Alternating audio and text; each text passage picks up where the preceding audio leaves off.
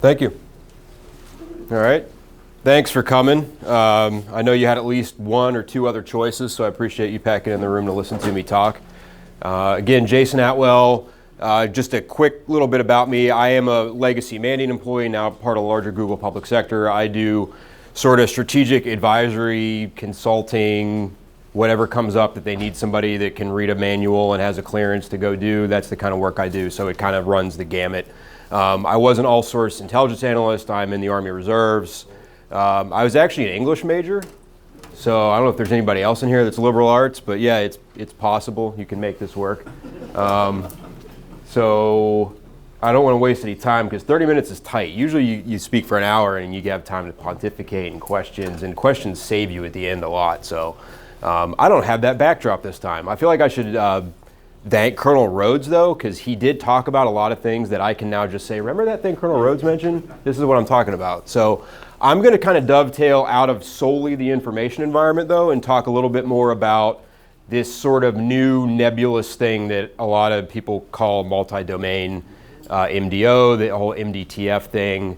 I've got 21 years in, so I may never be in an MDTF. There's probably people in this room though that are going to have to figure that out. So another quick disclaimer is that I know the title implies that I've got some strategy to deal with this.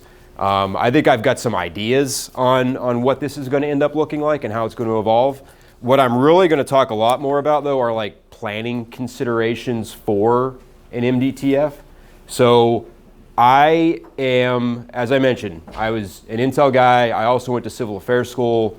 So I never actually went to cyber. I've done some cyber for the Army. I was in CyberCon for a little while. So I've got a lot more Intel background and a lot more sort of big Army, the old coin models that we had. So when I look at something like MDO, I just start asking tons of questions. I'm that smart-ass staff officer. It's like, sir, what does that mean? How are we going to make that happen? So I'm going to go through this in terms of what's the threat environment that we're going to deploy these things into? What is the concept that we've built that we think can cover all these domains, or at least that we've sketched out in doctrine?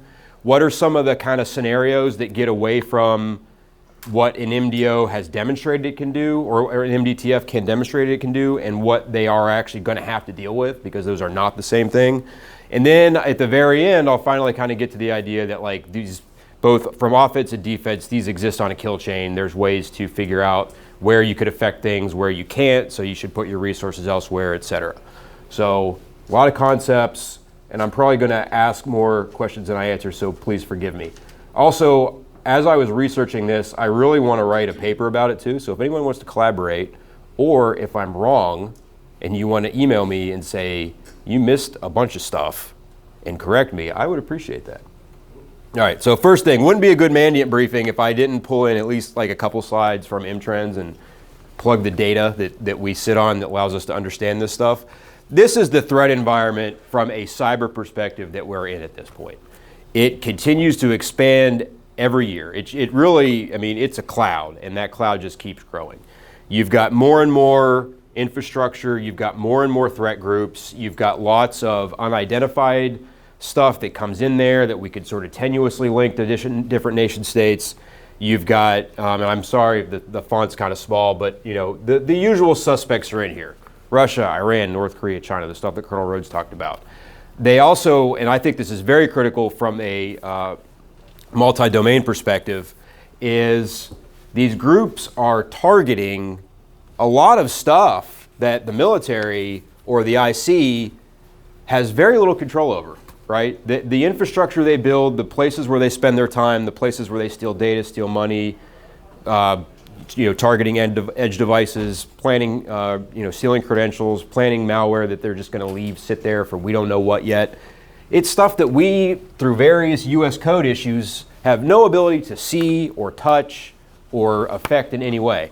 And it could get even more nebulous, believe it or not, when you get overseas, because then you don't have a lot of visibility.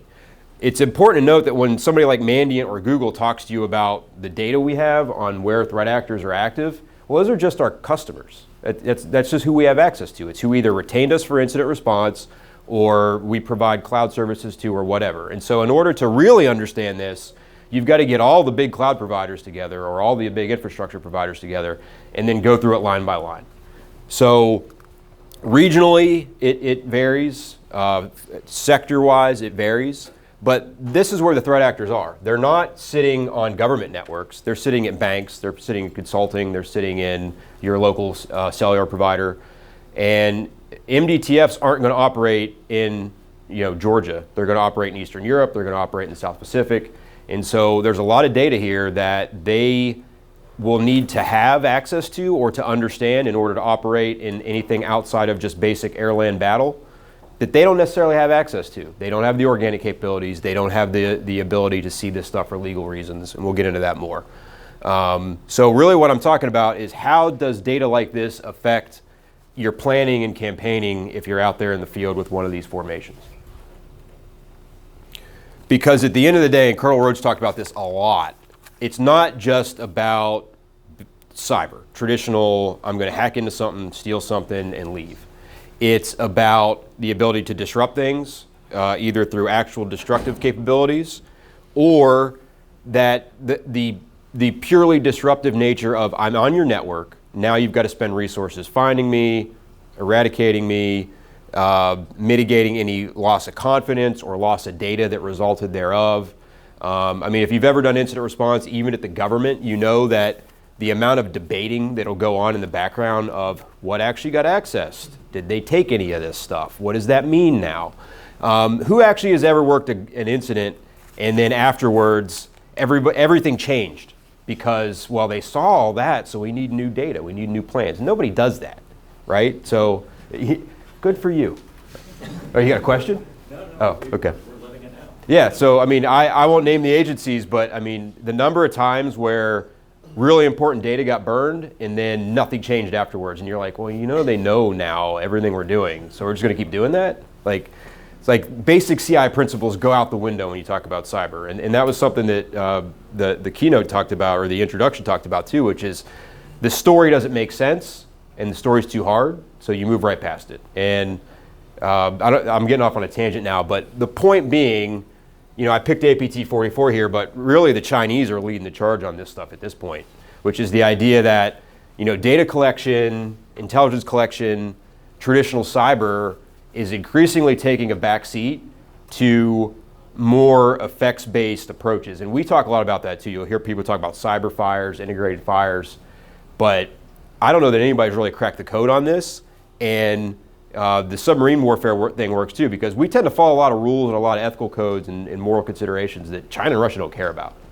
So the things that we might not be willing to do to affect military personnel forward deployed, Russia will do it, China will do it, for sure. China's come out and said they'll do it. Their cognitive domain doctrine is kind of spooky. And it gets a lot of headlines because it is spooky, but they're going to do that stuff. So if you're an MDTF, from a defensive concept, you've taken on that mission whether you want to or not. And that's something that, again, I'm going to sound like I'm just poking a lot of holes in MDO. I am. Because if you look at an org chart, and I'll get to that in a minute, there's a lot of discussion of this sort of precision fires and really fast intelligence analysis life cycles. So it's missiles and artillery and, D6A on steroids. But that's not how we define MDO. We define MDO as everything. Military, non-military, not just air, land, and sea, but information, civilian considerations. I mean, you name a domain or a subdomain, that's how we wrote this stuff. It is everything. And so my kind of nitpicky point here is that the task forces we've designed and stated will handle this mission set don't have control over most of the stuff we've said that they're going to have to deal with. So allies and partners, another key thing you'll hear me, if you hear me talk in other forums as well, I pick on that a lot. I actually deal with some of our FMS functions. And if you think we've got it bad in some areas or that we're falling behind or that we don't have everybody on the same page, well, fold in an Eastern European country, or fold in a country like the Philippines, right? Which are countries that we're going to rely on heavily when these MDTFs are operational out in the field. They're asking the same questions, and they have even fewer answers in a lot of ways. So, and also the CA guy, you heard Colonel Roach talk about this as well. We're talking about not just being able to like hit a target with a missile, but also to like keep the local civilians calm, make sure that they have their essential services. All this stuff is rolled into that. And so when you get to what is an MDTF, there's no CA in here. There's no PSYOP in here. You've got an information defense company, which if anybody knows better than me, you can correct me on this one. I tried like hell to find out what's in an info def company, and I can't find it. So there is a lot of doctrine that suggests that these MDTFs are going to be sort of scalable, customizable, modular, and so I'm assuming that means the commander can kind of throw in there what he thinks he's going to need. But if it's not defined beforehand, there's a lot of considerations that are going to come into play. So if this battalion is supposed to do all these missions, you've got your network folks, you've got your MI folks. Putting two MI companies in the same battalion is asking for trouble because they're going to argue about stuff. I think that one's supposed to be space. But the point being, you're not going to have a lot of time to figure this out in a kinetic environment. It's going to be a very steep learning curve.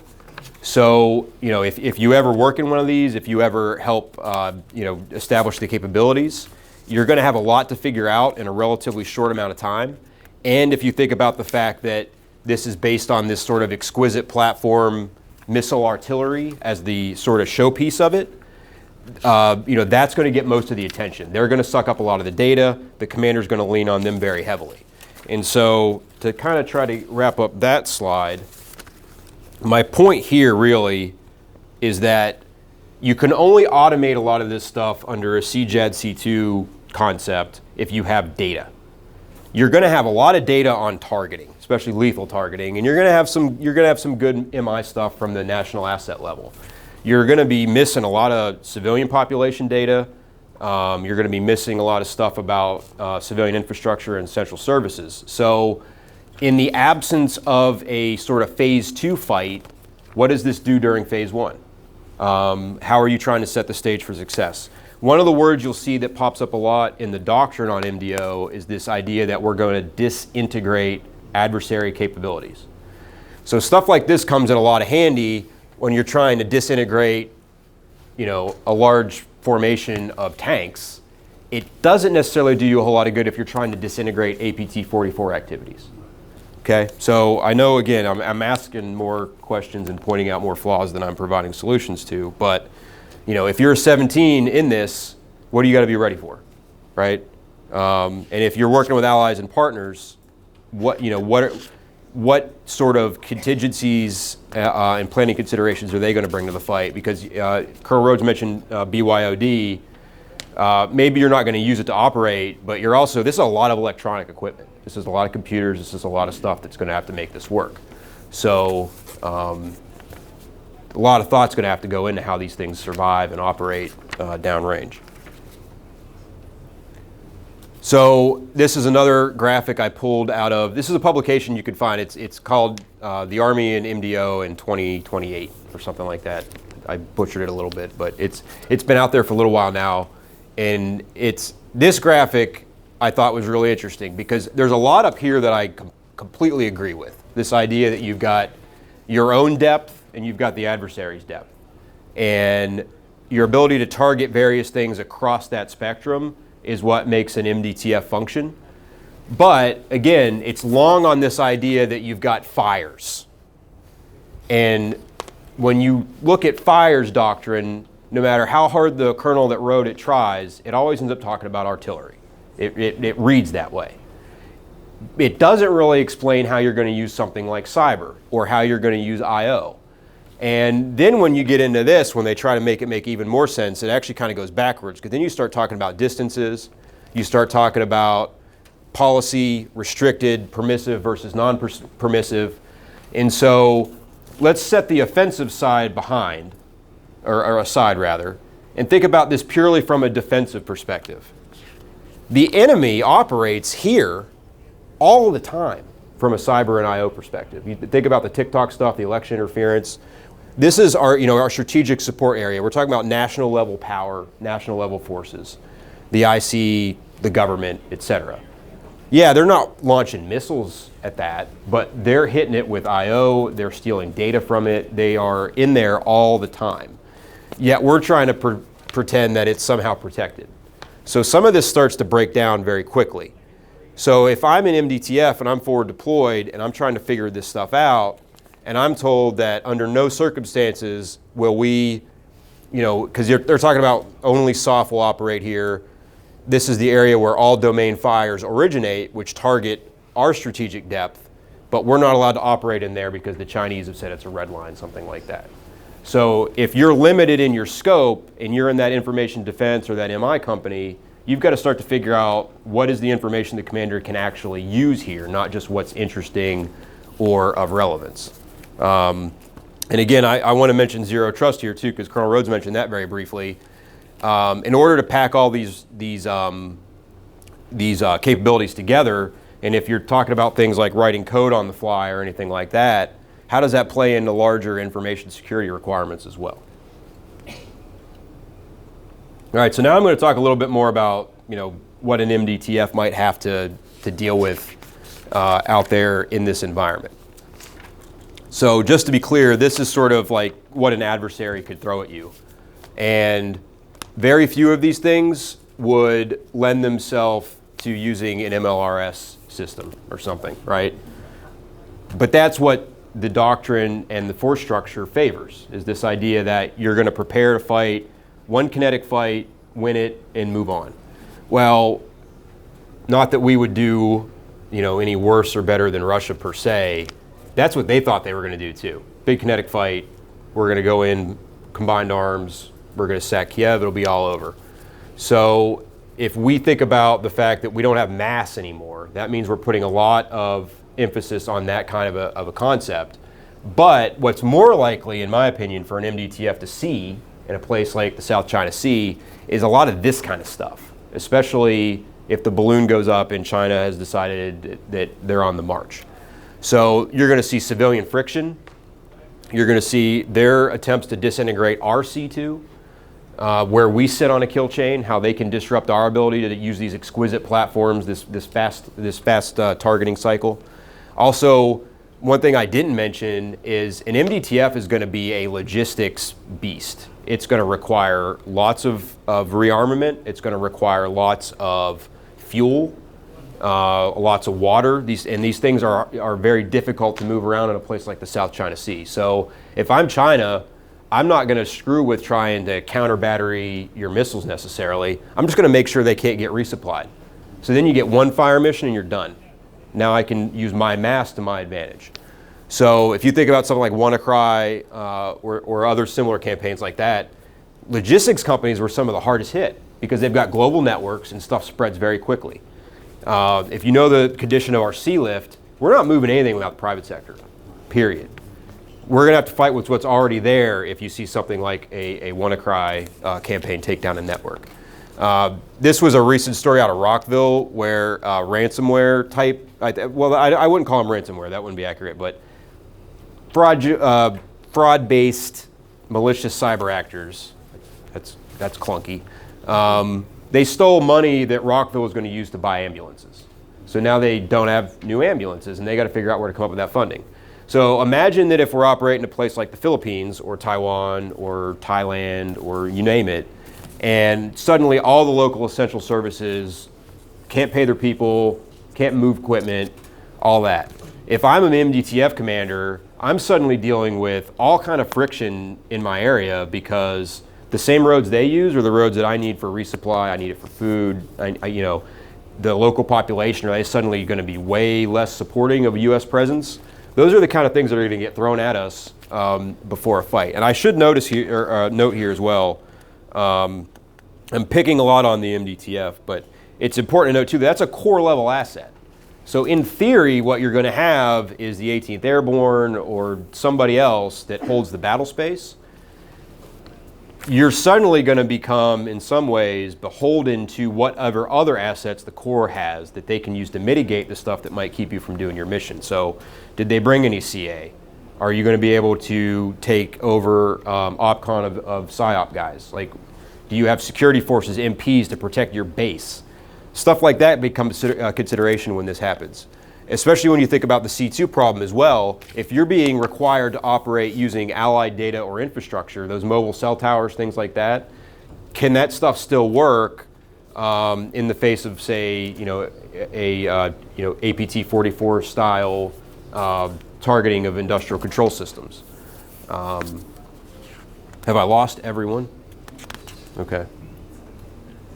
So to try to drill back down into what that means, if you're trying to plan, if you're trying to come up with a strategy for this, is, say you're that information defense company commander, or even a section chief in that company.